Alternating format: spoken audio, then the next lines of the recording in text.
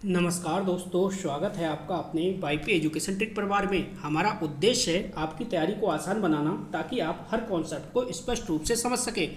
तो जैसा कि दोस्तों ज्ञात है, देखिए यूपी टेट संस्कृत की ये क्लासें चल रही हैं और संस्कृत का संपूर्ण सिलेबस आपका समाप्त हो चुका है और अब बारी है प्रैक्टिस सेट की। तो ये प्रैक्टिस सेट आपका तीसरा प्रैक्टिस सेट है। प्रैक्टिस सेट देखिए 03 लिखा है। तो संस्कृत के संपूर्ण पाठ्यक्रम को देखते हुए ये प्रैक्टिस सेट 3 बनाया गया है। तो इस वीडियो में दोस्तों हम 30 महत्वपूर्ण क्वेश्चन को सॉल्व करेंगे और उनकी व्याख्या भी करेंगे। तो आप वाईपी एजुकेशन ट्रिक चैनल पे पहली बार आए हैं तो आप चैनल को सब्सक्राइब कर लीजिएगा और बराबर में बेल आइकन की घंटी है उसको भी प्रेस कर लीजिएगा, ठीक है। क्योंकि इससे क्या होगा कि जब भी हम वीडियो को अपलोड करेंगे तो उसका नोटिफिकेशन सबसे पहले आपके पास पहुंच जाएगा। अगर आपको संस्कृत की बेहतरीन तैयारी करनी है तो वाईपी एजुकेशन ट्रिक चैनल के साथ जुड़िए। प्लेलिस्ट हमने संस्कृत का बना दिया है और एक एक वीडियो को आप अच्छे से अपनी ज़रूरत के अनुसार देख सकते हैं। तो बिना किसी देरी के करते हैं वीडियो को स्टार्ट।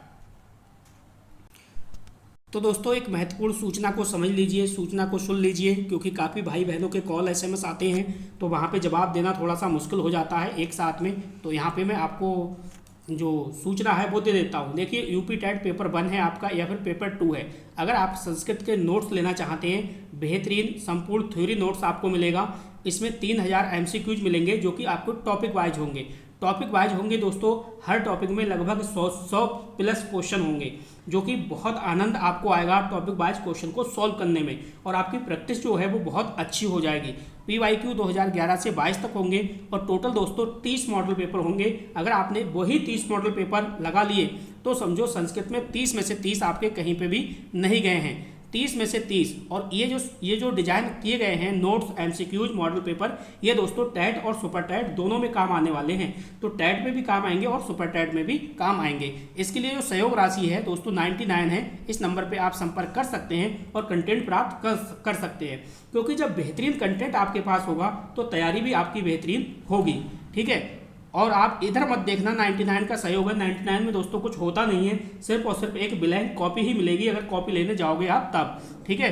तो इस पैसे पे ध्यान मत दीजिएगा, लेकिन कंटेंट जो है और प्रैक्टिस जो है वो आपको ज़बरदस्त देखने को मिलेगी। आप इसको ले सकते हैं, अगर आपको ज़रूरत है तो आप ले लीजिएगा। तो चलिए अब करते हैं वीडियो को स्टार्ट। तो चलिएगा आज की वीडियो का देखिए पहला क्वेश्चन आपकी स्क्रीन पर लग चुका है। क्वेश्चन क्या कह रहा है, क्वेश्चन को ध्यान से समझिएगा और ध्यान से ही जवाब दीजिएगा, ठीक है। क्वेश्चन क्या कह रहा है, पढ़ो एक बार। इको इर्ची इते सूत्रे इक प्रत्याहारे ना समाविष्टा बड़ला का। तो बताइए ये क्या कह रहा है, उसको समझो। यहाँ पे लगा है देखिए ना, ठीक है। इसको समझो और 4 ऑप्शन का आपको सही जवाब देना है। चारों ऑप्शन आपके सामने हैं। ए नंबर पे छोटी ई, छोटा ऊ, ऋण और ए। बताइएगा सही ऑप्शन क्या है। ये कह रहा है जो एक आपका प्रत्याहार है, ठीक है। तो एक प्रत्याहार के अंतर्गत कौन सा बड़ नहीं आता है, ये आपको यहाँ पे बताना है, ठीक है। तो चलिएगा बताइएगा।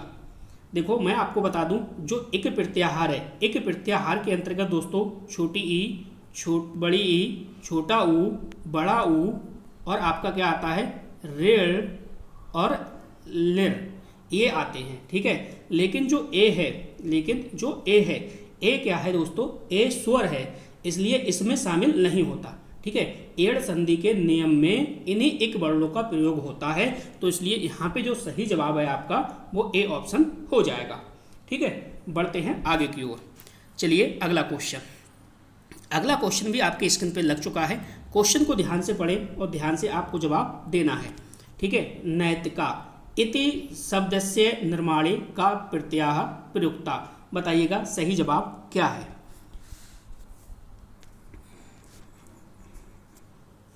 बताइएगा ठक है प्रत्यय है, एक प्रत्यय है, कत प्रत्यय है या तबियत प्रत्यय है। बताइएगा।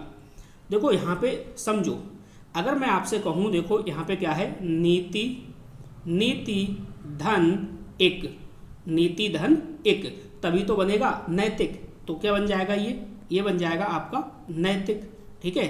तो यहाँ पे क्या है, देखो यहाँ पे जो है वो एक प्रत्यय है। कौन सा प्रत्यय है, एक प्रत्यय है जो कि तदित प्रत्यय लगने से नीति से संबंधित अर्थ बनता है। तो यहाँ पे कुल मिला के ये समझो एक प्रत्यय होगा, ठीक है। अगला क्वेश्चन, अगला क्वेश्चन देखिए, क्वेश्चन को पहचानना है और सही से जवाब आपको देना है, क्योंकि हर सब्जेक्ट अपने आप में 30 मार्क्स का है। ऐसा नहीं करना कहीं संस्कृत को छोड़ दो, सीडीपी को ज़्यादा महत्व दो, ईवीएस को ज़्यादा महत्व दो या अदर सब्जेक्ट को ज़्यादा महत्व दो, क्योंकि अगर आप अदर सब्जेक्ट को ज़्यादा टाइम देंगे तो आप समझो कि अब वो 30 में से 31 नंबर आपको दिला पाएगा नहीं ना, तो दूसरे सब्जेक्ट में नुकसान हो जाएगा। इसलिए हर सब्जेक्ट को बैलेंस बना के पढ़िए और बराबर समय दीजिए, क्योंकि हर सब्जेक्ट अपने आप में 30 मार्क्स का है। तो देखिए, महता कष्टेन कार्ये संपन्नम इत्यत्ते महता पदम कस्या विभक्त्या रूपम। तो बताइएगा इसमें क्या है। तृतीय एक वचन है, चतुर्थी एक वचन है, पंचमी एक वचन है या फिर सप्तमी एक वचन है, सही आपको बताना है। ठीक है, तो देखो इस शब्द को देखो महता, ठीक है, ये लिखा है महता। तो शब्द क्या है, महत है, महत से होगा ना शब्द। महता जो शब्द है वो महत का तृतीय एक वचन है, यानी जो ये महता शब्द है ना, ये दोस्तों महत है, जो महत, ठीक है, इस महत का तृतीय एक वचन है।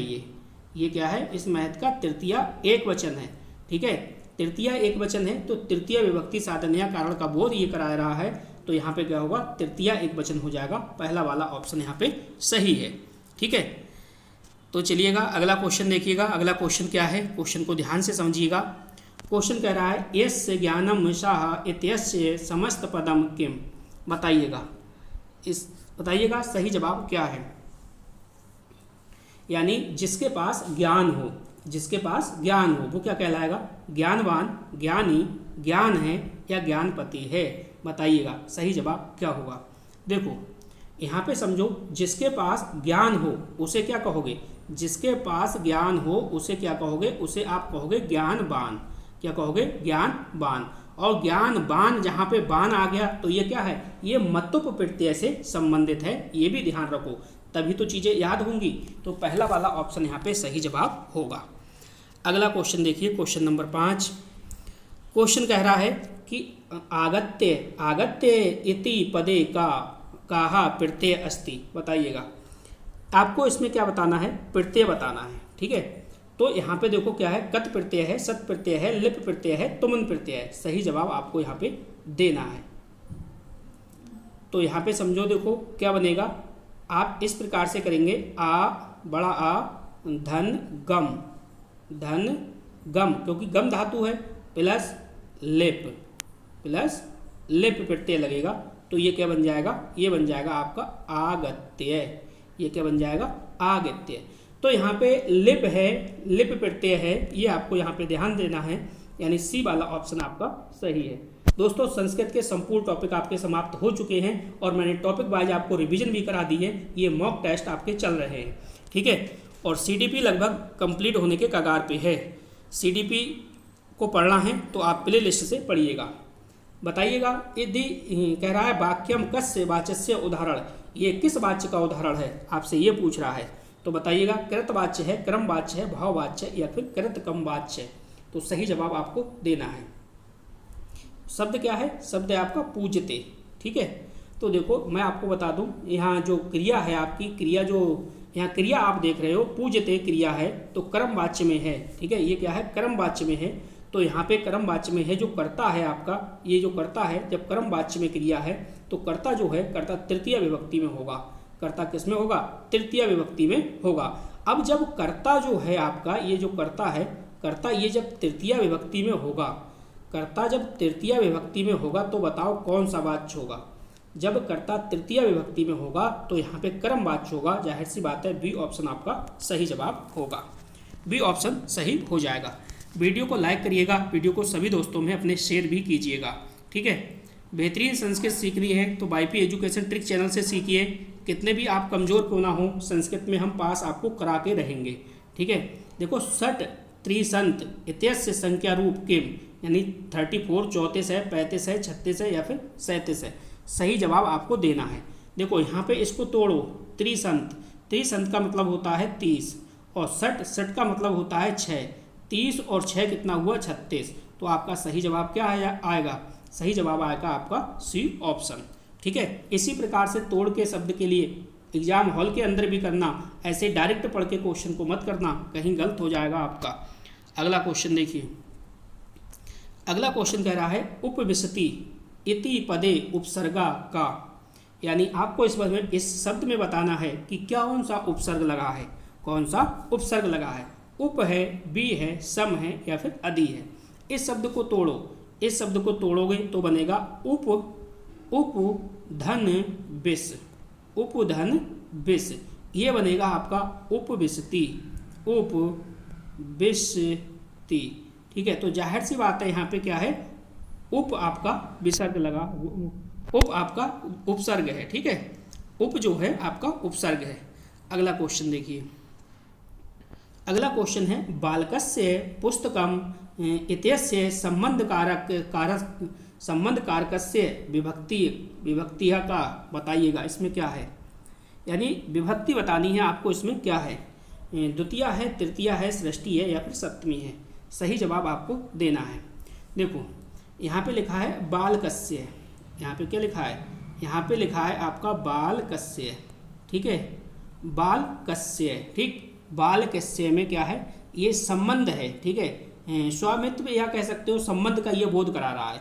तो संबंध, जहाँ संबंध कारक का जहाँ पे भी बोध कराएगा तो क्या आएगी, आप कहोगे सर सृष्टि विभक्ति आएगी, यानी सी ऑप्शन इसका सही जवाब होगा। अगला क्वेश्चन देखिए, क्वेश्चन नंबर 10 को पहचानिए और बताइएगा सही संधि रूपम क्या होगा। साधु धन आचारा, यानी इसमें संधि रूपम है वो कौन सा होगा, बताइएगा सही जवाब। देखो साधाचारा, ये तो गलत हो गया बिल्कुल। साध्वाचारा, ये भी गलत हो गया। ठीक है, सदाचारा, इसका मतलब ये सी वाला ऑप्शन सही है। साधाचारा ये भी आपका गलत है, क्योंकि इसको जब आप करोगे तो ये बनेगा साधु धन आचार, साधु धन आचार। ठीक है, तो ये बन जाता है सदाचार, ये क्या बन जाता है, सदाचार। यहाँ जो है वो ध्वनि परिवर्तित होकर सदाचार रूप बनता है। ठीक है, चलो अगला क्वेश्चन, अगला क्वेश्चन को देखो और सही से आपको जवाब देना है। चलिए, यथाशक्ति इति समास्य विग्रह का, तो यथाशक्ति का ये कह रहा है समास का विग्रह बताना है आपको। तो क्या हो जाएगा, देखो सबसे पहले ये समझो यथाशक्ति का अर्थ क्या होता है। देखो यथाशक्ति का अर्थ होता है शक्ति के अनुसार। क्या है, शक्ति के अनुसार। अब जब शक्ति के अनुसार होगा तो जाहिर सी बात है जो समास है वो आपका होगा अवयवी भाव समास। अवयवी भाव समास होगा, ये तो आपका पक्का है। लेकिन यथाशक्ति यानी सीधे सीधे कह सकते हो इसका जो है बी ऑप्शन सही हो जाएगा। ठीक है, बी ऑप्शन आपका सही यहाँ पे हो जाएगा। अगला क्वेश्चन देखिए, अगला क्वेश्चन क्या है, क्वेश्चन नंबर 12। क्वेश्चन आपसे कह रहा है भवान, भवान शब्द, जो भवान शब्द है ना, इसका व्याकरण दृष्टया किम। भवान शब्द ये कह रहा है क्या है, ये सर्वनाम है, विशेषण है, अव्यय है या फिर धातु रूप है। तो क्या है, देखो जो भवान शब्द है ना, भवान, ये जो भवान शब्द है ये सम्मान सूचक है। क्या है, सम्मान सूचक। ठीक है, जब ये शब्द जो है वो सम्मान सूचक सर्वनाम है, सम्मान सूचक सर्वनाम है, इसका प्रयोग आपके अर्थ में होता है। तो ये क्या है, सर्वनाम है, इसका प्रयोग जो है वो आपके अर्थ में होता है। अगला क्वेश्चन देखिए, क्वेश्चन नंबर 13 क्या कह रहा है, इसको समझो। किर धातो लोट लकारे मध्यम पुरुष एक वचन रूपम किन। लगाओ ट्रिक फटाफट, जो ट्रिक बताइएगा इसका सही जवाब क्या होगा। करोतु, कुरु, करोमी या कुर्यात, बताइएगा। लोट लकार में जाइएगा और ट्रिक लगाइएगा और पहचानिएगा क्या होगा। देखो ये जो है लोट लकार है ना, लोट लकार आदेश या आज्ञा का बोध कराता है। तो जो कुरु है, कुरु का अर्थ होता है करो। कुरु का क्या अर्थ होता है, करो। यहाँ पे बी ऑप्शन सही होगा। क्या होगा, बी ऑप्शन यहाँ पे सही जवाब होगा। अगला क्वेश्चन देखिए, क्वेश्चन नंबर 14। विदुषी शब्दस्य, बताइए पुल्लिंग रूपम। ठीक है, तो ये कह रहा है आपसे विदुषी शब्द जो है ये पुल्लिंग है। तो इसका जो है सही शब्द आपको बताना है। ठीक है, विदुषी जो है इसका सही शब्द बताना है विद्वान, विदुषा, विद्या या विदिता।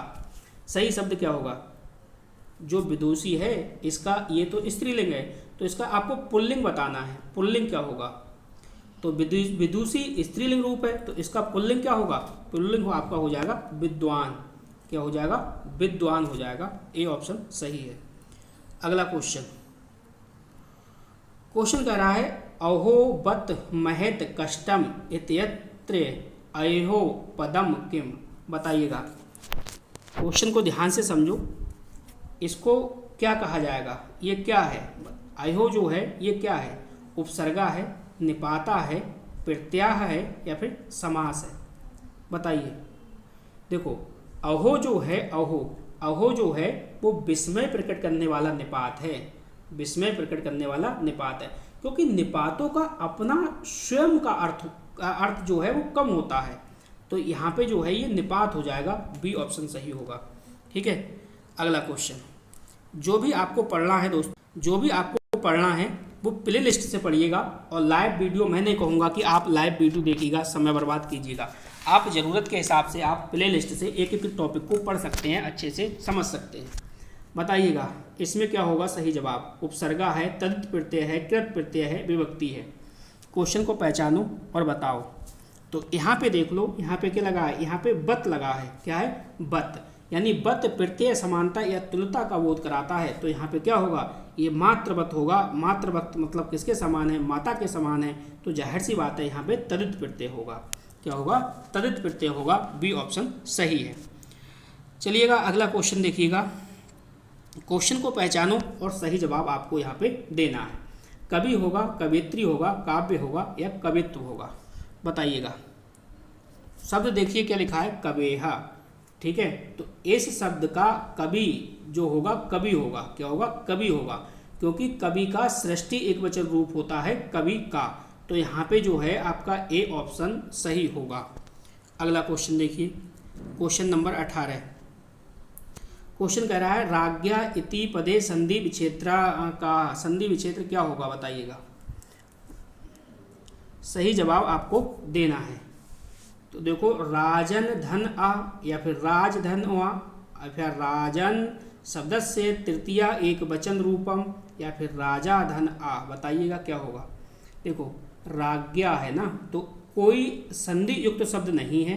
राजन का जो होगा दोस्तों, ये आपका यह राजन है ना, राजन तो है। तो राजन शब्द जो है वो तृतीया एक वचन रूप है। ये आपका सी ऑप्शन यहाँ पे सही जवाब होगा।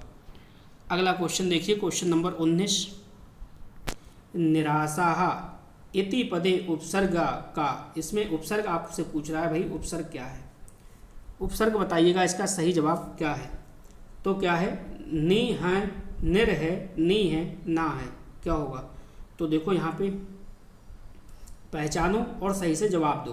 देखो क्या बनेगा, निर्धन आस, निर्धन आस। इसको तोड़ोगे तो ये तो बनेगा निर्धन आस, ये बन जाएगा क्या है, निराशा। यही तो बनेगा निराशा, निराशा।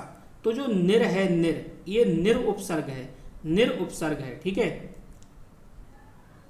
निर उपसर्ग जो है वो अभाव या रहित होने का अर्थ देता है।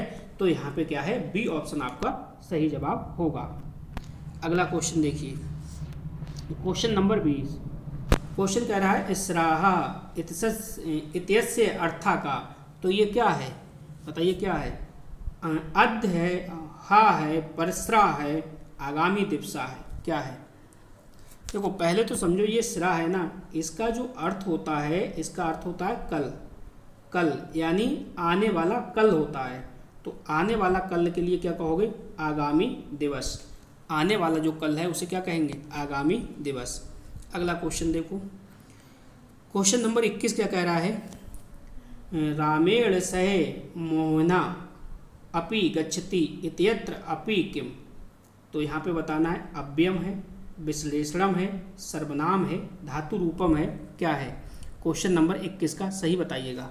देखो जो अपि है ना, अपि का अर्थ होता है भी। अपि का क्या अर्थ होता है, भी होता है, भी होता है। इसका रूप नहीं बदलता है, इसलिए ये क्या है, अव्यय है। जिसका रूप नहीं बदलेगा वो क्या है, अव्यय है। दुनिया लौटपोट हो जाए लेकिन इसका लौटपोट कुछ नहीं होगा, ये रूप कभी भी नहीं बदलेगा। अगला देखिए, क्वेश्चन क्या कह रहा है। पिबती इति रूपम कस्य धातोः भवति।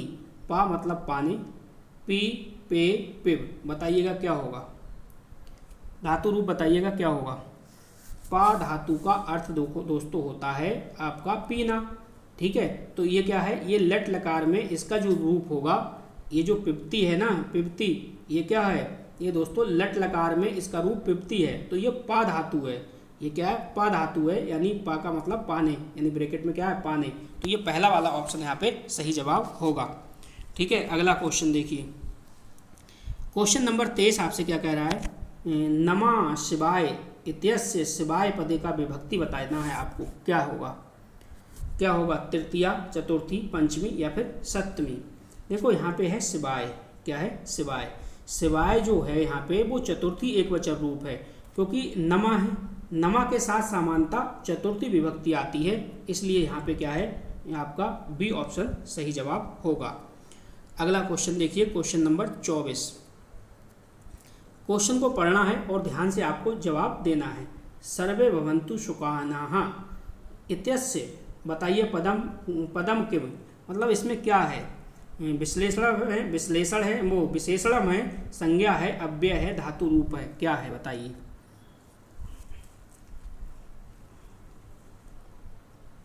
बताइएगा सही शब्द क्या है। ये दोस्तों जो शब्द है ये विशेषण बता रहा है, ठीक है, विशेषण बता रहा है, इसलिए यहाँ पे क्या है, विशेषता बता रहा है, विशेषण होगा। ए ऑप्शन यहाँ पे सही है।